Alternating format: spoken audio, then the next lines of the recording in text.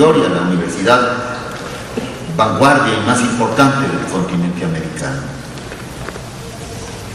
Hoy también ustedes con su lucha efectivamente, aunque muchos no quieran darse cuenta, están poniendo día a día una contribución para que los mexicanos tomen conciencia de que un país que no controla el sector energético y la producción de electricidad es un país que no tiene futuro.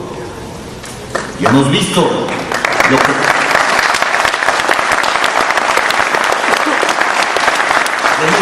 pasó con la privatización de la banca. No hay en México hoy la posibilidad de un crédito en manos de los mexicanos. El crédito está en manos del capital extranjero. Paso a paso se está entregando la soberanía de la nación y el proyecto nacional. Y lo que en 1917, con la promulgación de la Constitución de esa época, era ya sentar las bases para edificar una nación libre y soberana, hoy está esto siendo destruido por ese proyecto neoliberal que ha encontrado en un grupo de mafiosos a los cómplices ideales para ir desmantelando a la nación de sus riquezas estratégicas. Pero no son invencibles.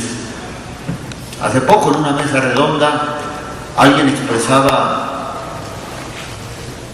que el gobierno de Calderón era de una extrema fortaleza y que estaba prevaleciendo sobre los electricistas y sobre el pueblo y sobre todos los movimientos sociales.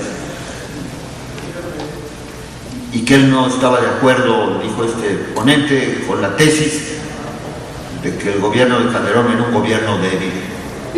Yo creo que ahí se estaba confundiendo, porque el gobierno de Felipe Calderón Hinojosa es un gobierno en extremo débil. Es un gobierno sin autoridad moral, sin respaldo social. Lo que es vigoroso, sí, es el Estado mexicano. Pero el Estado mexicano está integrado por muchas otras fuerzas sociales y políticas. ¿Qué hubiera sido en estos 3 años de gobierno de Calderón si no hubiera estado respaldado por el PRI? Si no hubiese contado con la incondicionalidad de las Fuerzas Armadas, si no lo hubiesen apoyado el duopolio televisivo, Azteca y Televisa. Ahí está el poder, en las grandes corporaciones transnacionales, en el aval implícito de Bush y de Obama hacia Calderón, aceptando que se instaurara en México un gobierno surgido del fraude. Pero el gobierno en sí, créanme, es un gobierno sin autoridad moral, sin fuerza política y sin proyecto nacional. Y es un gobierno que puede doblegarse. Hace 10 años el gobierno de Zedillo optó por la política del desgaste para vencer al movimiento estudiantil universitario del CGH. Y esa política del desgaste fracasó,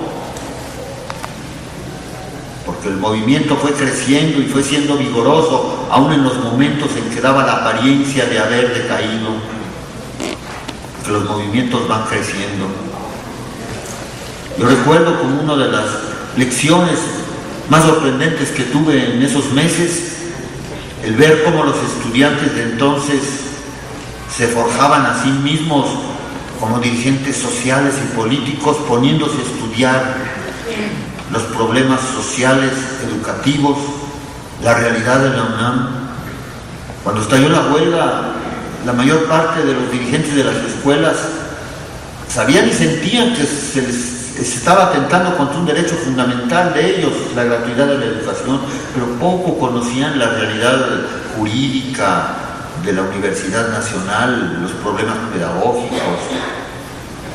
Fue gracias a todo un proceso de muchos meses de estudio, a la presencia de expertos que estuvieron asesorando a los estudiantes, cómo estos fueron madurando, enriqueciéndose, preparándose en un proceso que me parece muy similar al que ustedes, compañeros trabajadores electricistas, están viviendo en estos meses. Porque estoy seguro que los que eran, cuando se expide el decreto anticonstitucional e ilegal de Calderón, privatizando la energía eléctrica en el Valle de México y destruyendo Luz y Fuerza del Centro y tratando sobre todo de destruir a la SME, ustedes eran otros de los que ahora son, después de esta experiencia, de estos meses de lucha y de estudio.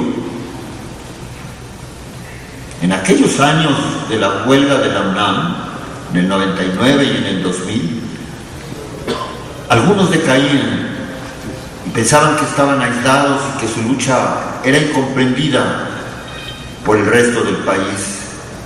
Grave error.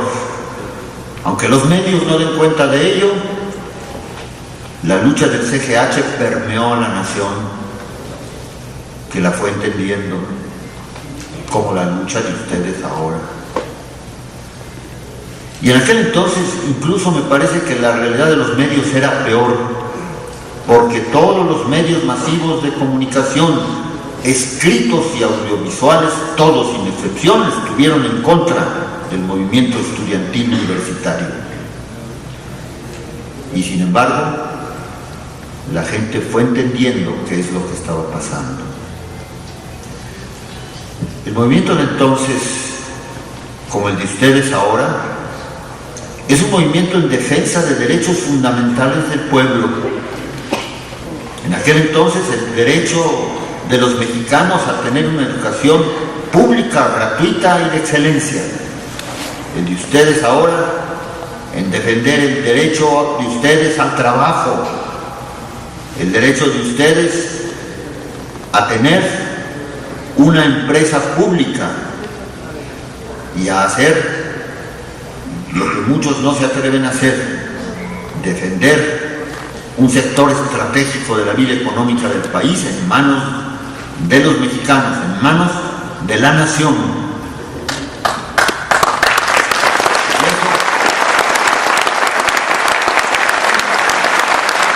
Esa es una lucha, perdonen ustedes, que no pueden perder, porque pase lo que pase en los meses por venir, acontezca lo que acontezca, a la postre ustedes van a triunfar, porque el movimiento que encabeza es el movimiento que defiende a la nación.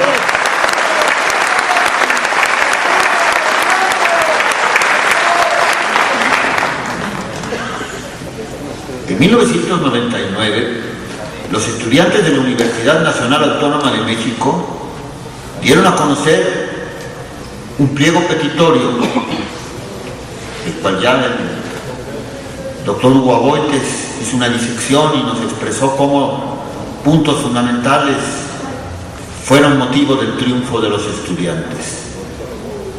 Y demandaron un diálogo público y abierto con las autoridades de la UNAM. Y las autoridades de la UNAM, que se decían democráticas y abiertas al diálogo, crean ustedes, no quisieron el diálogo en todos esos meses. El rector que propuso la privatización de la UNAM, y Francisco Barnés, y quien le sucedió, Juan Ramón de la Fuente, se hacían pasar como dialoguistas, pero no querían dialogar, porque sabían que el exponer en público sus pretensiones frente a las razones del movimiento les iba a ser desfavorable. Y en agosto hubo un intento de diálogo y no quiso Barnés continuar.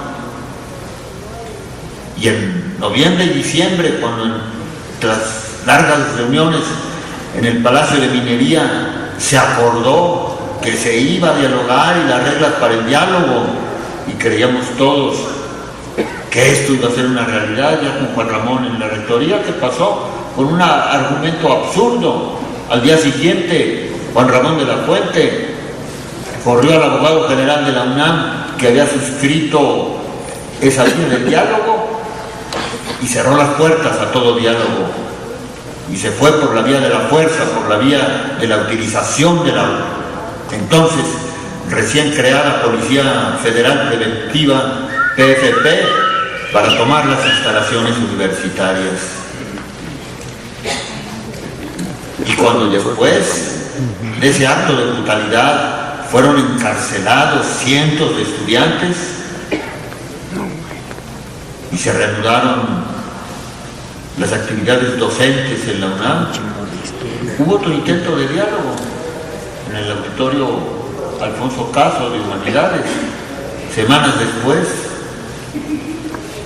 Y pregúntenme ustedes, ¿quién supo de ese diálogo? Los medios no reprodujeron lo que ahí se estaba discutiendo, que era el porvenir de la Universidad Nacional Autónoma de México. El diálogo más importante en la historia de la universidad se produjo ahí, y el proyecto neoliberal que más defendieron los burócratas universitarios fue derrotado por los argumentos de los estudiantes.